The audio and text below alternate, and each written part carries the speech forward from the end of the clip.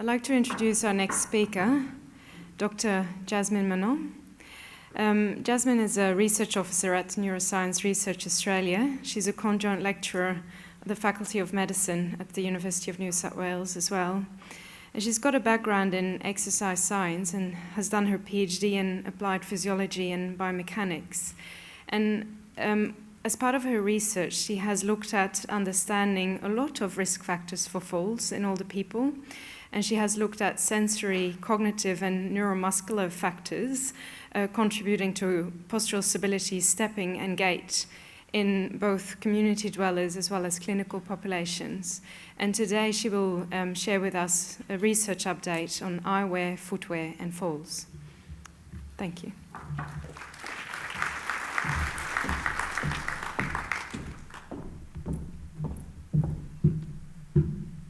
Thank you, Kim. Good morning, everyone, and I'd like to thank the organizers for inviting me to speak at this really wonderful conference. So I was asked to speak on eyewear, footwear, and their relationship with falls. So you might wonder, why eyewear and footwear? Is she trying to sell us shoes or glasses?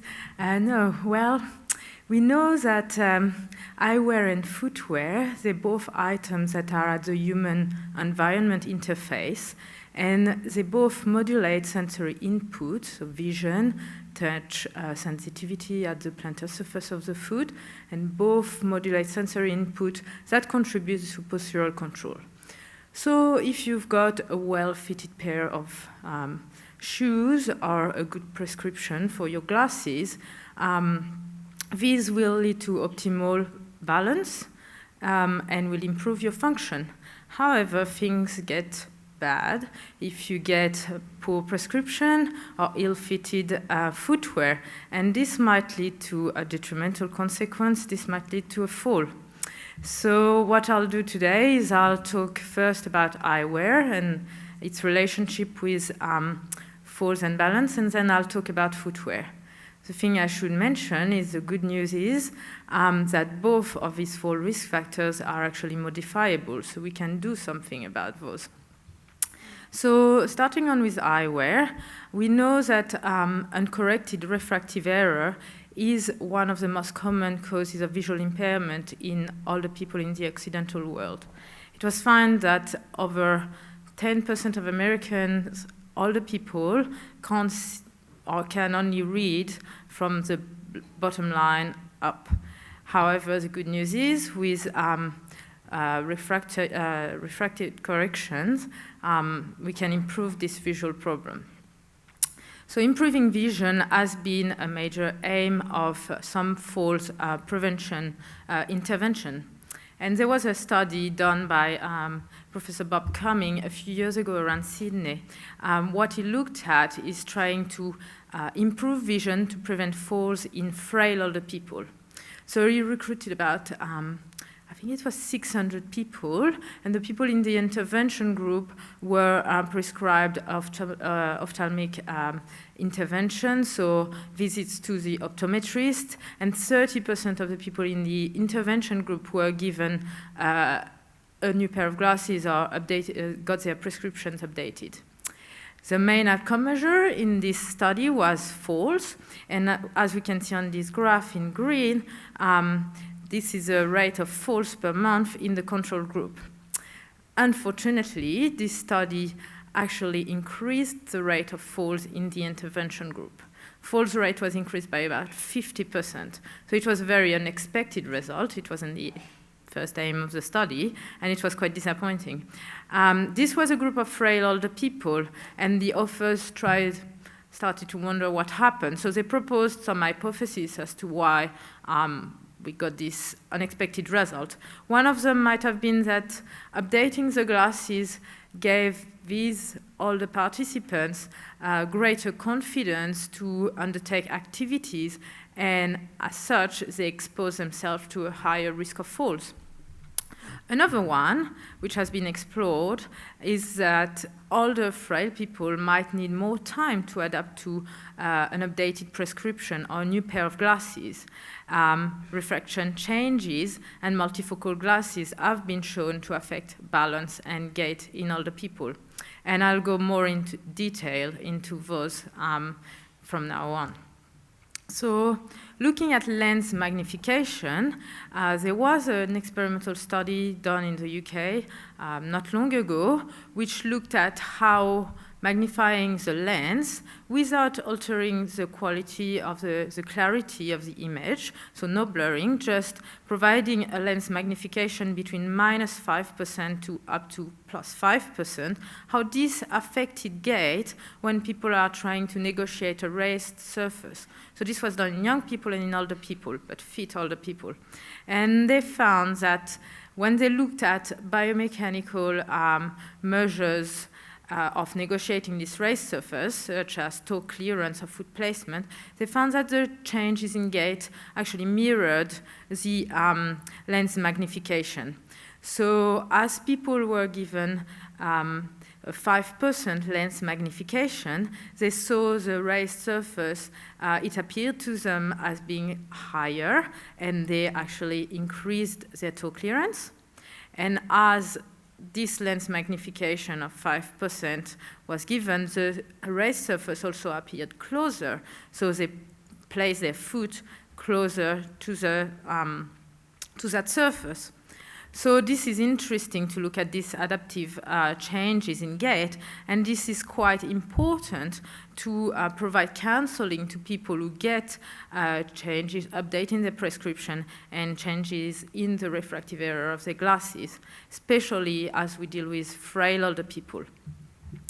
Moving on to multifocal glasses, there was the prospective fall study led by Professor Stephen Lord a few years ago that found that multifocal glasses wearers were at significantly increased risk of falling compared to non-multifocal glasses wearers, even after adjusting for potential confounding factors such as age or sensory motor function.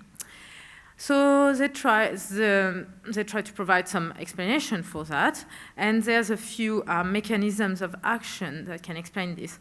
First, when you look at multifocal glasses, whether they are bifocals or progressive, especially bifocal glasses, I guess, there's a prismatic jump at the edge of the bifocal, so between the distance area and the near area. There's also, if we consider progressive lenses, there's distortion throughout the peripheral visual field, which would affect optic flow during postural control tasks. And finally, when looking through the bottom reading segment of multifocal glasses, there's a blurred and magnified view, because the bottom segment of the multifocal glasses is designed for focusing on objects at about 40 centimeters distance. So it's designed for reading, not for looking 2 steps ahead in the walking path. And this is illustrated here on this image. So this is looking at a street scene with cracks in the pavement, typical Sydney pavement. When looking through the upper distance segment of the glasses, we see it's quite clear. If we now look through the bottom reading segment of the glasses, suddenly the path appears all blurred, and it's much more difficult to see the cracks in the pavement. This was explored in a more experimental way. So in that prospective fall studies, Professor Stephen Lord compared non-multifocal glasses wearers to multifocal glasses wearers on first a test of contrast sensitivity done at a distance. So the non-multifocal glasses wearers performed quite satisfactorily, having an average performance of 20/24 on the test of contrast sensitivity, and so did the multifocal glasses wearers when they looked through the upper distance segment of the multifocal glasses. However, when the multifocal glasses wearers were required to look through the bottom reading segment of their glasses, suddenly the contrast sensitivity was significantly reduced. The same thing happened when looking at a test of depth perception. So people are required to adjust two little rods so that they are in line with each other. And this was done in non-wearers of multifocal glasses. They performed adequately, only 1.5 degrees of errors on average, which is quite correct. When multifocal glasses wearers did the test looking through the upper segment of their glasses, they performed similarly to the non-wearers. However, when forced to do the test looking through the bottom reading segment of their glasses, the depth perception was significantly impaired, so a big increase in the error. So this impact of multifocal glasses on visual function is also reflected in the way people negotiate stairs, which is a big problem, I guess, in falls. There's many falls that occur during stairs negotiation. And this has been looked at in experimental studies. So what happened in older people, multifocal glasses wearers, when they descend stairs? Well, it was found that they've got a poorer landing control when stepping down, and this is in terms of lower limb biomechanics. When they go up, what happens in novice multifocal glasses wearers, people show increased toe clearance, so they actually adopt a safety adaptation. However, as multifocal glasses wearers get habituated to their glasses, they adjust, and they don't show this increased toe clearance anymore, but they show a high variability in the toe clearance and in the foot placement relative to the step. And this is what puts them at an increased risk of tripping. And this was shown in little experimental studies. We were also curious to look at how older people negotiate an obstacle course when wearing multifocal glasses. So we did an experimental study a few years ago in the lab where we took 30 older people who were habitual multifocal glasses wearers, and they also had been provided with a pair of single lens glasses for undertaking outdoors activities and ambulatory activities. So we asked them to come to the lab with both pair of glasses, and they performed a dual task in both glasses conditions. So the dual task involved negotiating an obstacle course while concurrently looking up at a computer screen which was placed at the end of the walkway and reading aloud some letters appearing on the screen. So a signal, a beeping noise, signaled to the people when to look up, to look at the computer screen. And these letters appears by 3 of them at intervals 2 seconds apart. So to negotiate this dual task, people were required to do a lot of head movement. And what we hypothesized would happen, so we looked at head movement, eye movement, and obstacle contact. What we thought would happen would be that to adequately negotiate the obstacle course and avoid contacting obstacles, people would increase their head movement when wearing the multifocal glasses so that they could see clearly the obstacles through the upper segment of the multifocal glasses. However, what we saw was there was no head or eye adaptations between glasses conditions. And so what happened is people actually contacting significantly more obstacles when wearing the multifocal glasses as opposed to wearing the single lens glasses in the dual task condition. So this was really showing a mechanism as to why people wearing multifocal glasses might be at increased risk of falling when negotiating, when undertaking tasks in the everyday environment. So this experimental study was really used to mimic a real-life environment. You walk on the footpath, there are cracks on the pavement, you're trying to look at the bus number at the same time as you negotiate the footpath. So there's an increased risk of contacting obstacles in multifocal glasses. What can we do about it? Well, this was the question that was asked by Stephen Lord and colleagues a few years ago. What they decided to do was to provide an additional pair of single lens glasses to multifocal glasses wearers who were at increased risk of falls. So that 600 older people were habitual multifocal glasses wearers were at increased risk of falls, and people in the intervention group were given this additional pair of single lens glasses and really made aware of the potential, the detrimental effect of wearing their multifocal glasses when undertaking outdoors activity and ambulatory activities. So they were advised to wear the multifocal glasses when driving, when reading, when doing the shopping, but they were advised to wear the single lens glasses when moving out and about, when undertaking outdoors activities. And they were shown how the multifocal glasses would affect their contrast sensitivity and depth perception in a detrimental way. So they really were made aware of the advantages of using the single lens glasses when undertaking ambulatory activities. And what was looked at, the primary outcome measure was falls, and what the study found was there was a non-significant reduction in overall falls by about 8%. When they undertook pre-planned analysis, which split the sample between the regular outdoor activity undertakers, so people who were regularly exercising, going outdoors, and the people who were undertaking little outdoor activities, they found a significant reduction in falls and injurious falls by about 40% in the participants who were regularly undertaking some outdoor activities. So this is very encouraging. When they looked at the people who were undertaking little outdoor activities, and presumably a much frailer group, they actually found the reverse, so an increase in the number of falls, which in a sense kind of was similar to what Professor Cummings had found with his improving vision randomized control trial. So there's some potential for providing a pair of single lens glasses to multifocal glasses wearers who are quite active to try to prevent falls.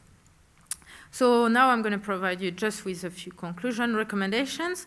So out of the evidence-based literature, we can say that counseling older people, especially the frail ones, regarding the potential effects of updating their glasses, the potential effect on gait in terms of refractive error and multifocal glasses is very important. It's critical to give them some counseling and making them aware of how these changes in their prescription might affect their gait and balance. It's also important to advise people to adapt their head movement to see obstacles clearly when they're negotiating an obstacle environment or a difficult environment when wearing multifocal glasses. And finally, the good news is there's a good potential that the provision of a pair of single lens glasses to prevent falls in active older multifocal glasses wearers. So what about the other modality? What about footwear? Well, now I'm going to present you some research that has been done looking at footwear, its effects on gait and balance, and on falls. So moving on, there's been 3 prospective fall studies that specifically focused on footwear as a risk of fall. And there's been this study, so 2 papers that were from the same study, done about 300 people who it was a case control study, so 300 people were matched to 300 people non-followers, so followers versus non-followers, and this other study by Hilton Mans and his group, which looked at footwear characteristics and risk of falls in people living in retirement villages.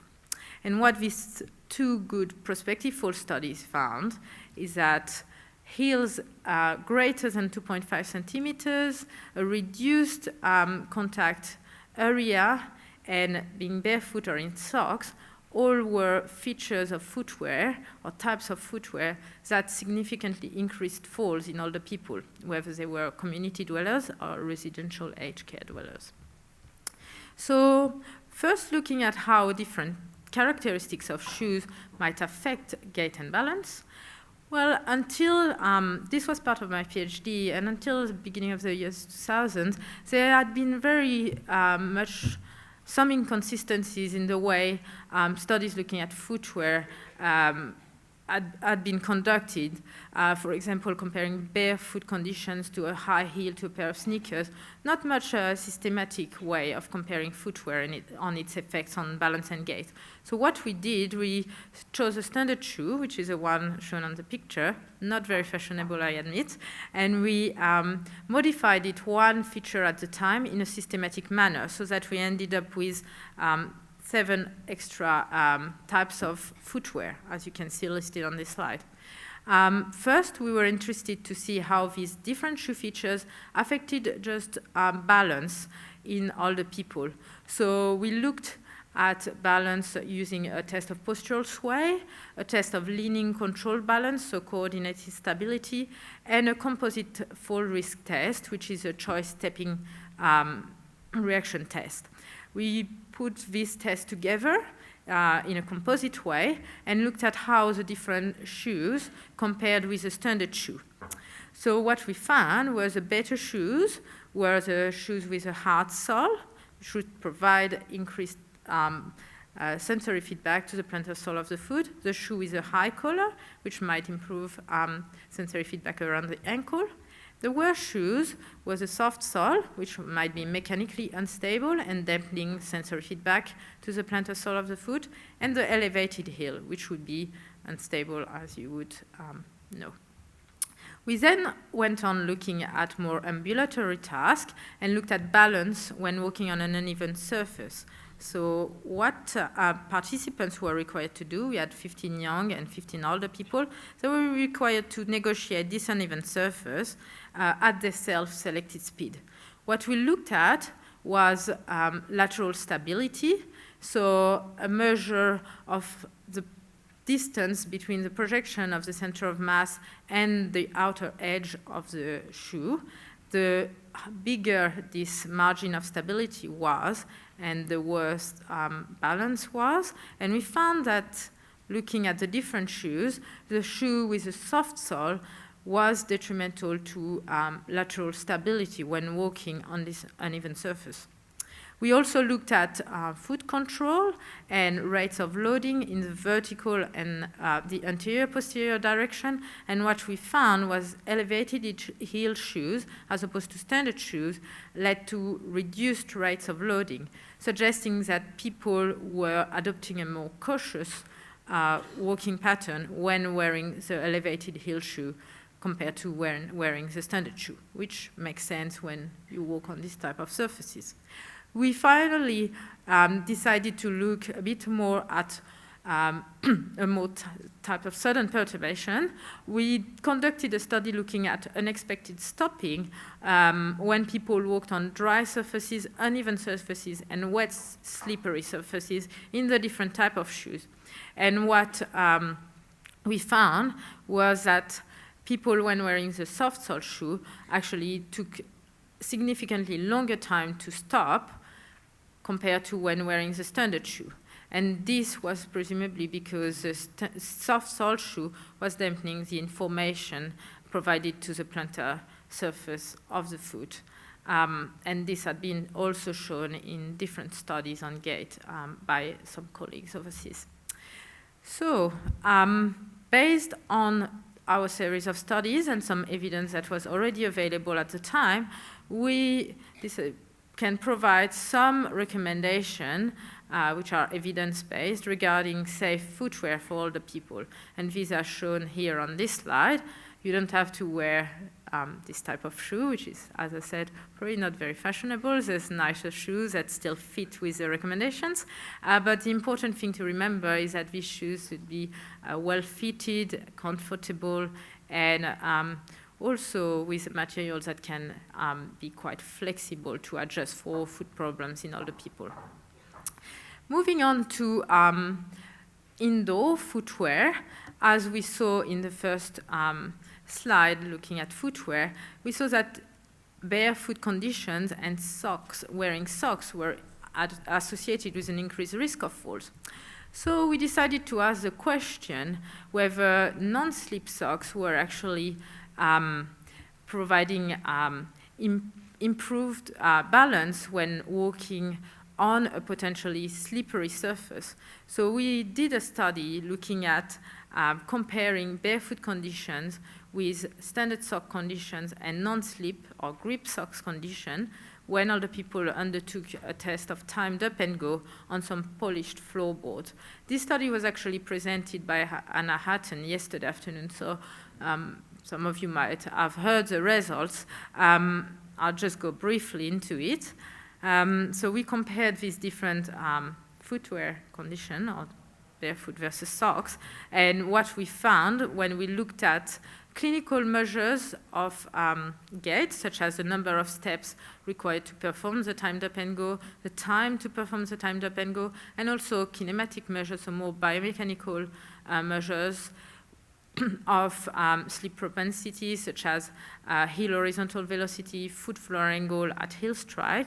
What we found was that the barefoot and the grip socks condition were actually quite similar in their effects on gait, and that the standard socks led to significantly longer time to perform the timed up and go, shorter step length, suggesting that the non-slip socks and the barefoot condition were actually enhancing balance and were likely to reduce slip propensity when walking on slippery indoor surfaces.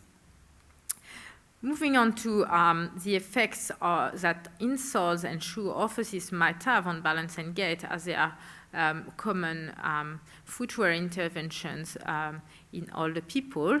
There was quite a very good systematic review that was undertaken by Anna Hatton last year, and she looked at these different footwear modalities, textured insoles, balance enhancing insoles. So these have an outer edge which is higher, and they provide increased tactile feedback to the perimeter of the foot.